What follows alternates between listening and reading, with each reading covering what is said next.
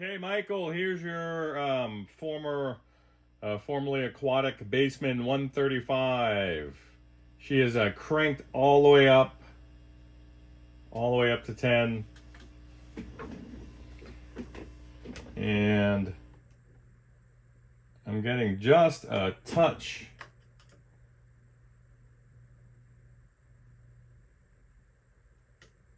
Just a touch of noise. There, I was able to, that's some guitar noise there. I was able to dial out the hum using the hum balance pot there. Live demonstration. This is so loud. Okay, let's put it on 6. Master's on 10.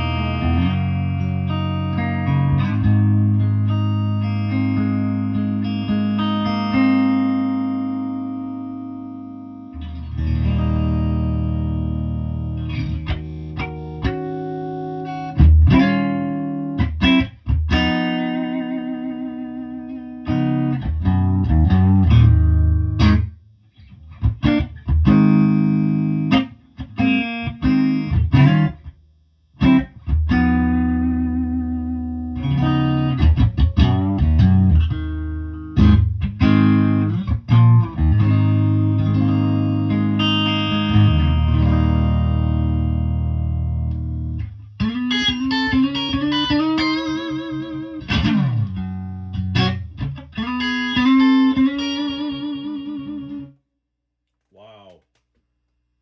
It's impossible to describe how something feels, but just know it's so incredibly massive sounding and percussive that my pants, everything's vibrating, the floor, everything is just resonating. It's incredible.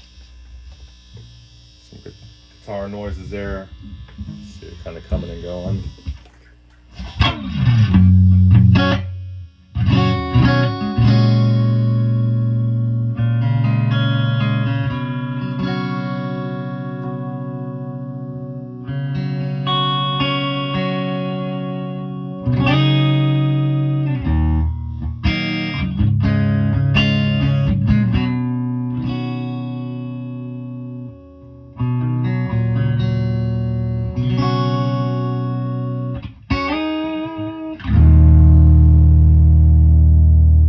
Everything's resonating. That's a normal channel. And these are all the tubes that came with the amp, so just keep that in mind. Oh my God. So loud.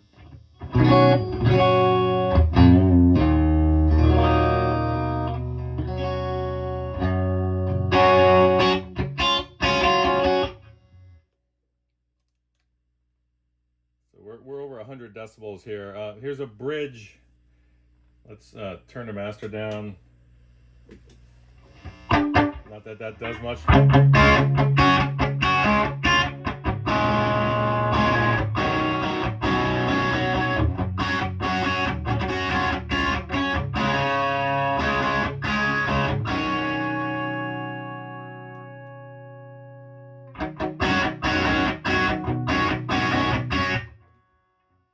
It's a good sound.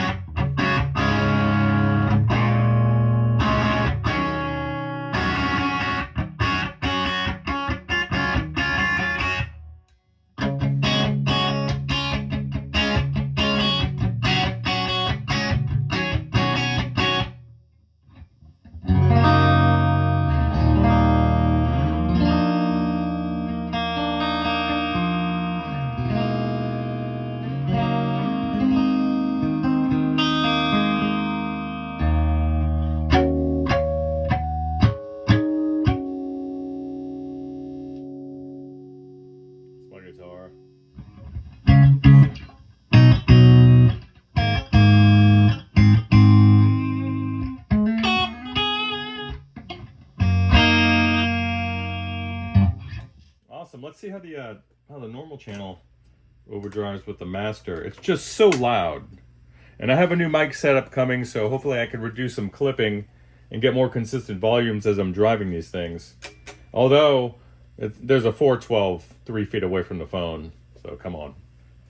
What are you gonna do? What are you gonna do? Let's see which one drives better.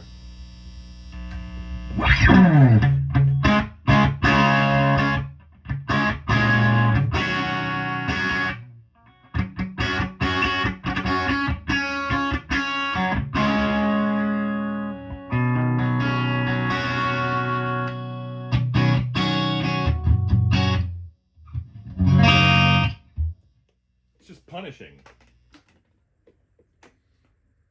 It's absolutely punishing. And there's an Amazon guy outside who's hearing all this racket. So Mike, that's it. What's remaining, you ask? Well, I'm glad you brought that up. Let's see. Oh, I just noticed there's felt pads. The two rearmost gliders, I guess you call them, on the bottom of the head shell are actually felt furniture pads. Looks like a double stack, and that's okay. She needs all the help she can, being environmentally friendly.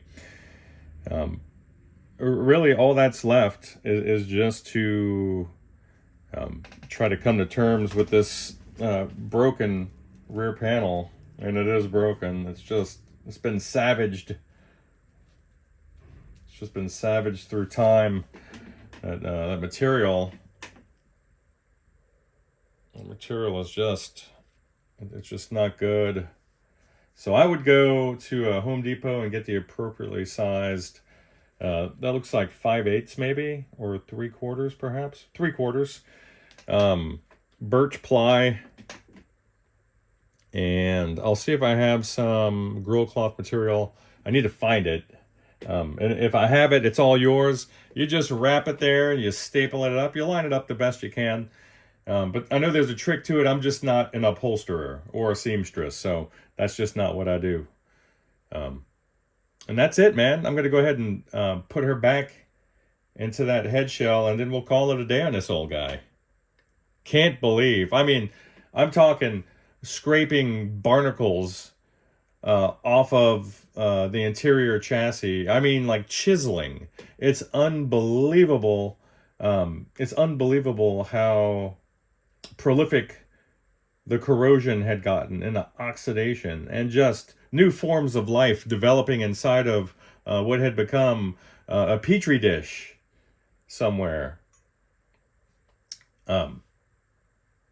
And apologies for the you guys, look, I gotta show you how your amp looks. That's not a shameful thing. There's no shame here, right? This is what happens when we're looking for deals and we find stuff that's used. There's no shame of like having an amp that had its ass played off. There's nothing wrong with it. There's just nothing wrong with that. I like this. This is not the gear page. We don't judge. And you can look around at the dudes who comment here. It's a great little community. This is not the gear page. We're not going to judge you on, judge your amp based upon how unplayed it looks.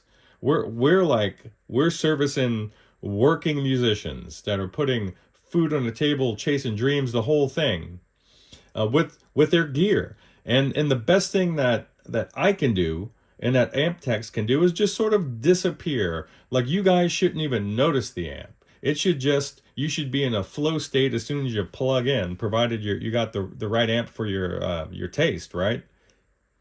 But this is the only fame we get, is saying, hey, look at it now. But we should be completely transparent about the process. There should be no black hole of information, and that's just it. I love dirty amps and then bringing them back. I mean, look at the Gretsch. And I had, and by the way, I wish I could think of your name offhand. You corrected me about the age of that Gretsch. It was actually a 61, and you were correct on that. I thought it was a 50s. But some erroneous information, and shame on me for not looking up the EIA speaker codes.